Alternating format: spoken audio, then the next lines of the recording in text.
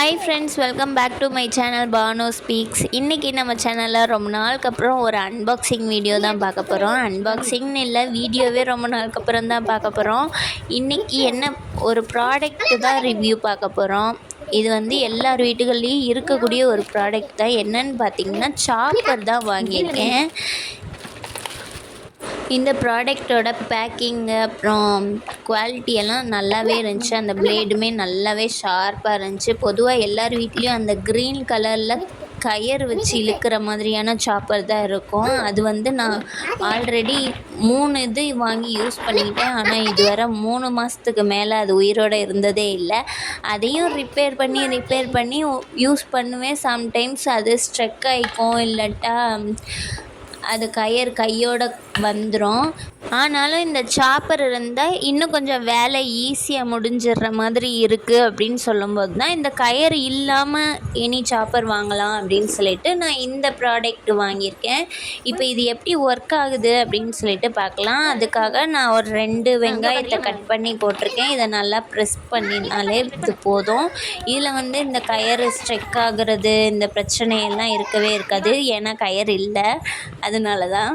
இதுலேயே lock and unlock கொடுத்துருக்காங்க. நம்ம அந்த மேலே ப்ரெஸ் பண்ணுறத கீழே அமுக்கி வச்சு லாக் பண்ணியும் வச்சுக்கலாம். இந்த இதை நான் ட்ரை பண்ணும்போதே என் பையனோட ஒரே சண்டை.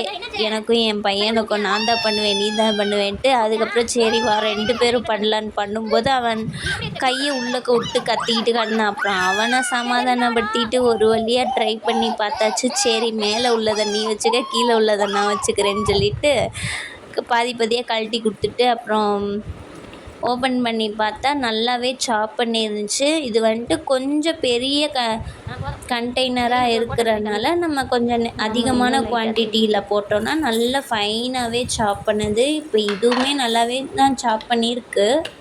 இன்னும் கொஞ்சம் நம்ம சண்டைலாம் போடாமல் நம்ம வேலையை நம்மளாக பார்த்தோன்னா இன்னும் கொஞ்சம் ஃபைனாக சாப் பண்ணியிருக்கலாம்.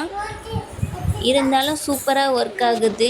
இந்த ப்ராடக்ட் வந்து நான் ஃப்ளிப்கார்ட்டில் தான் வாங்கினேன். 180 ருப்பீஸ்னு வாங்கியிருந்தேன். இந்த ப்ராடக்ட் வந்துட்டு மீஷோ, அமேசான்னு நிறையா ஆன்லைன் ஷாப்ஸ்லேயும் அவைலபிளாக இருக்குது. ஆனால் ஒவ்வொரு இதுலேயும் ஒவ்வொரு ப்ரைஸ் டிஃபர் ஆகும். அதனால நீங்கள் செக் பண்ணிவிட்டு எதில் அஃபோர்டபுளாக இருக்கோ அதில் பார்த்து வாங்குங்க. இன்னொரு முக்கியமான டிப்ஸு என்னன்னு பார்த்தீங்கன்னா, நம்ம ப்ரைஸ் வந்து அஃபோர்டபுளாக இருக்கான்னு மட்டும் பார்க்கக்கூடாது, அதோட ரிவ்யூவும் செக் பண்ணணும். நல்லா இருந்தால் தான் வாங்கணும்.